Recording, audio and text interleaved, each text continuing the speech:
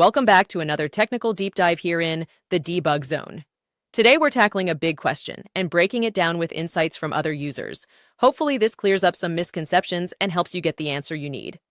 So buckle up, stay a little curious, and let's jump right in.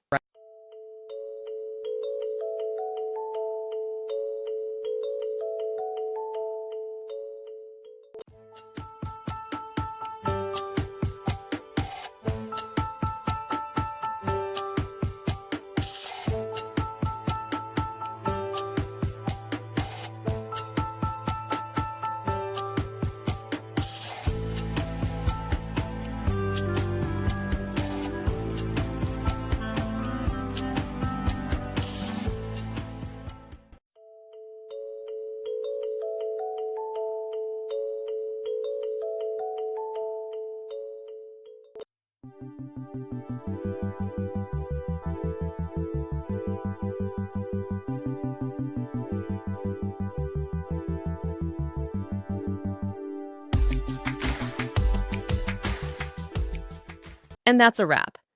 I hope you found the answer you were looking for. If you did, take a second to hit that subscribe button. It really helps out. And let me know in the comments which solution worked best for you. See you next time in the debug zone.